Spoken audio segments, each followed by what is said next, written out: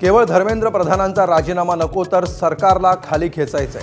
वांगचूक यांच्या समर्थनासाठी केलेल्या आंदोलनात उद्धव ठाकरेंचा एल्गार, तर देश मोदीमय झालाय भाजपचा पलटवार.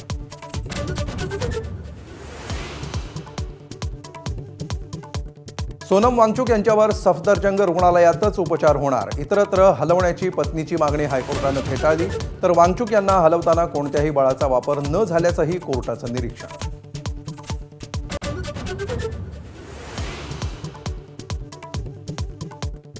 तृणमूलच्या 20 बंडखोर खासदारांना बैठकीचं निमंत्रण दिल्यानं सर्वपक्षीय बैठकीवेळी विरोधकांचा सभात्याग. पावसाळी अधिवेशनाआधीच वादाची ठिणगी, तर संसदेवर दिपकेंच्या नेतृत्वात उद्या धडक मोर्चा.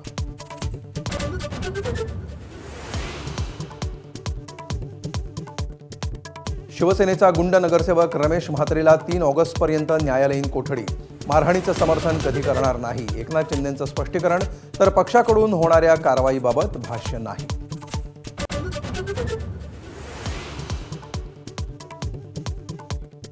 इंदापुरात संत तुकाराम महाराजांच्या पालखीचा मुक्काम, तर ज्ञानेश्वर महाराजांची पालखी नातेपुतेत. उपमुख्यमंत्री शिंदेंकडून चंद्रभागा आणि पंढरपुरात पाहणी दौरा.